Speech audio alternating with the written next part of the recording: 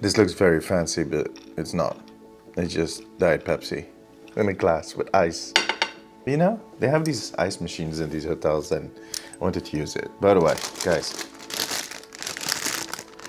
I got this bag of grapes and it says that they're organic. I might be wrong, but aren't all grapes organic? I don't get it. What else do they do with grapes? 3D print them? I don't know. They're pretty good grapes though. Anyways, it's Sunday around 6 p.m. here in Anaheim, California. It's the day after BlizzCon. And I wanted to make this video. Well, actually, I wanted to make another video before BlizzCon actually started of my journey, but I had so much to do, so much to kind of get set up for the days that were to come that I didn't get around to it.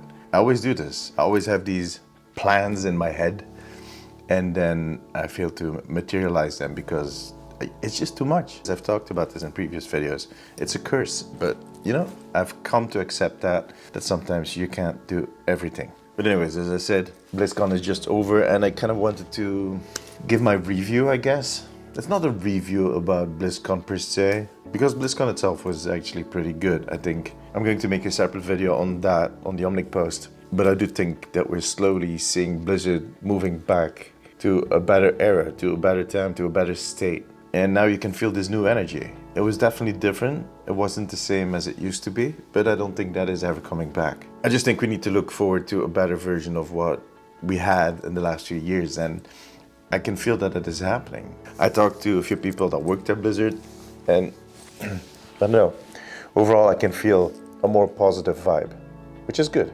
And that was definitely reflected in this BlizzCon. I think a lot of people had a lot of fun at the convention, including myself, by the way. I'm not kind of saying that I didn't have fun.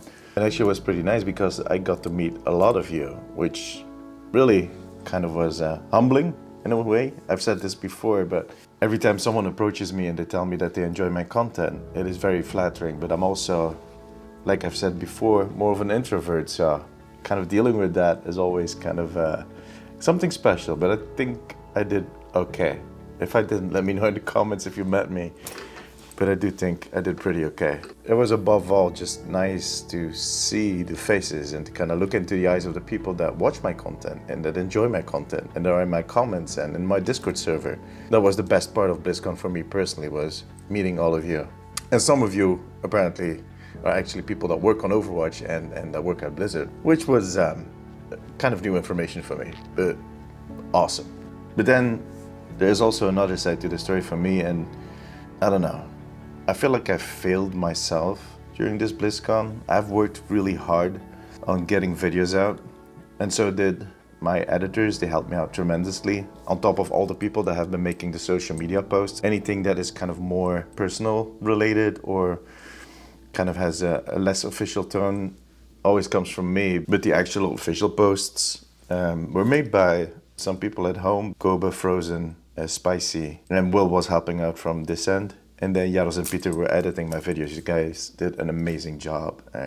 I don't know how I would have done all of this without you guys. I can't emphasize how much I appreciate you guys and the whole of my community.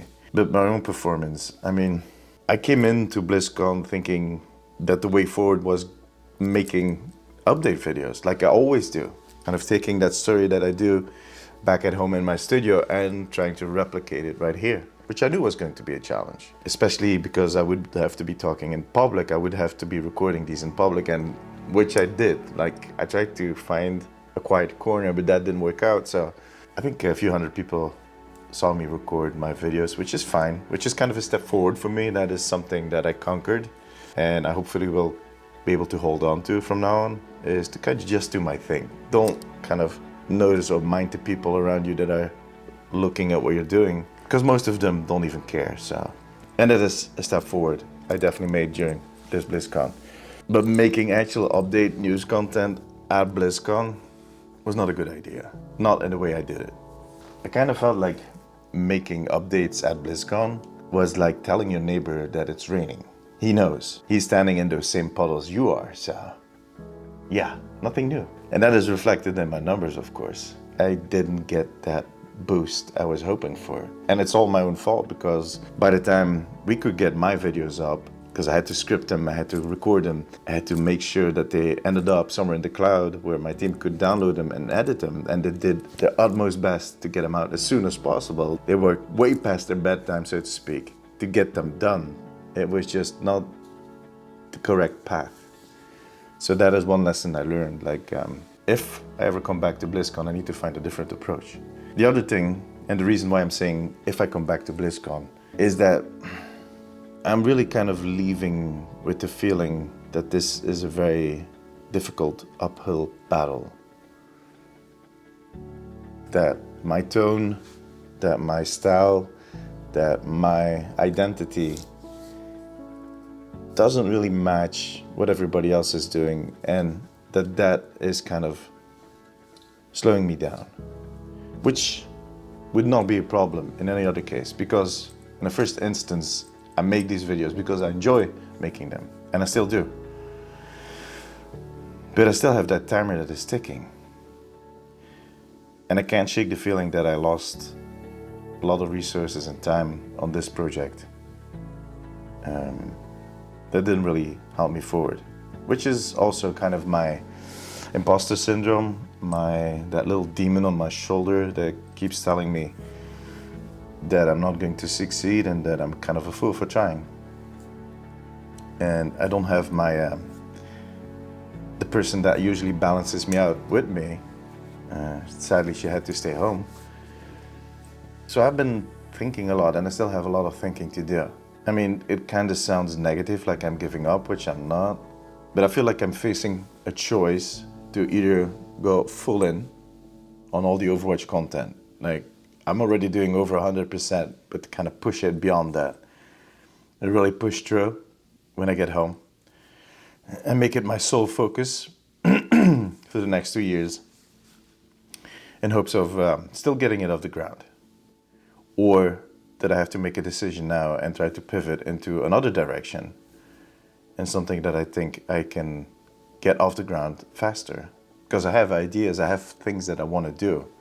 But I also really enjoy making the Overwatch content. And especially now, because everything that they announced looks amazing, and I think there's a beautiful future ahead for Overwatch. Like I said, the timer is ticking. A lot to think about. So yeah, it has been a BlizzCon with a twist. On one hand, met some amazing people. Noticed that some people really enjoy my content, and that they had the courage to walk up to me and tell me that.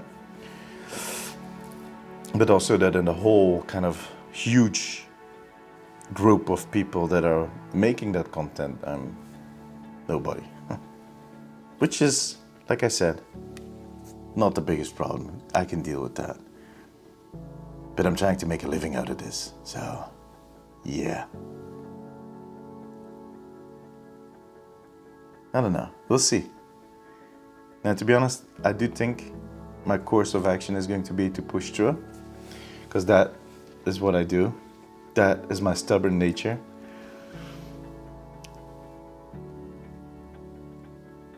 So there might be some changes. Nothing in terms of my style.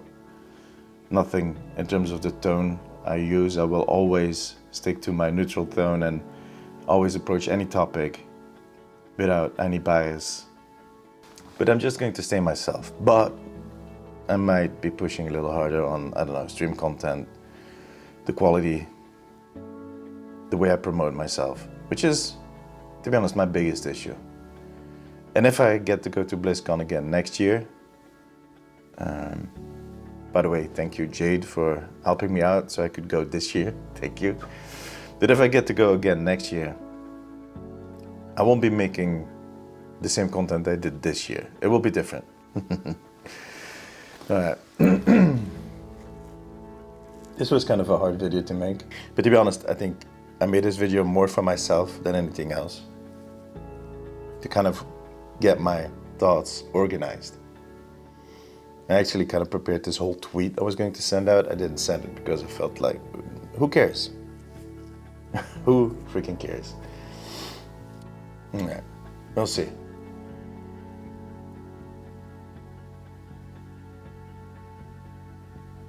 we'll see when I get back home. For now, I have a few days left. I'm just going to enjoy the rest of my time here. Guys, thanks for listening to my rant. There's more videos coming in the next few days that are going to be a little more cheerful. Well, definitely a lot more cheerful.